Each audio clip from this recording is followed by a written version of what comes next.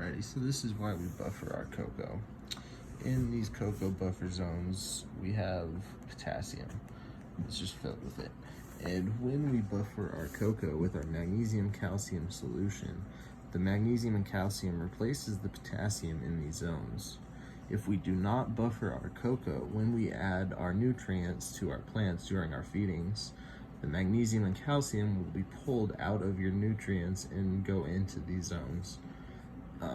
And if that happens, they're not going to be available to your plants, and your plants are going to get calcium and magnesium deficiencies, which is just something you don't really want to deal with, and it's super easy to prevent it.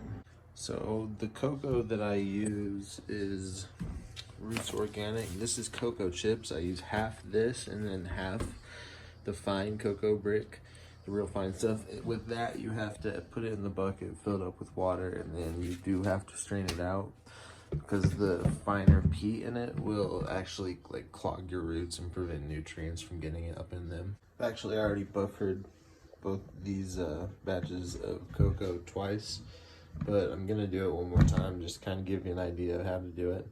So you're gonna put the moist cocoa in one of these 5-gallon fabric bags. You can get them on Amazon.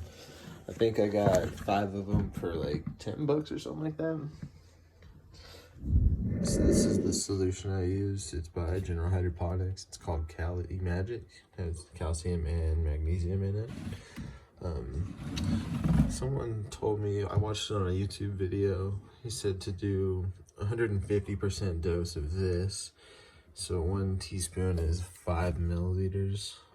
Oral surgery is super easy to measure out your nutrients. So I'll do 7.5, which is basically 1.5 teaspoons, obviously, per gallon. It usually takes about 2 gallons of water, and then I'll do 10 and then 5 of the Cali Magic solution in the water, and I'll show you how to do that. 1-gallon watering pot to fill it up, and let's see, I'll get the Cali Magic. Make sure you do shake it up pretty good. Go ahead and get some water in.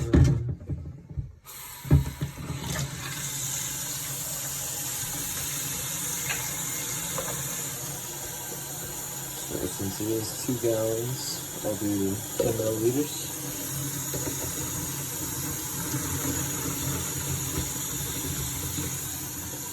And we'll go ahead and do 5 more.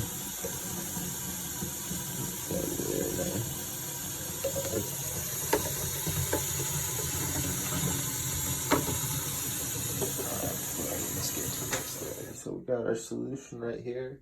I went ahead and put the fabric pot in a 5-gallon bucket. And then we're gonna go ahead and pour it on there. If you fill up the 5-gallon pot, then it usually takes about 2 gallons. If you do about half, about 1, obviously, simple math. So now we wait. You leave it here for 8 hours. It'll come back and pull this out. Drain as much water out of the bottom of it as you can. Dump the bucket and do the whole thing over again for another 8 hours. And once you're done with that, we'll go on to the next step. Alrighty, so the last step in preparing your cocoa medium is to add perlite. Some people will use up to like 50% of their mixture is perlite, but that's why I use the cocoa chips. It does the same thing. It gives your plant more air for the roots. So I'll only add a tiny little bit just for that huge bag maybe. So that's what it is right here. So just sprinkle a little on the top. Probably do 1 more bowl.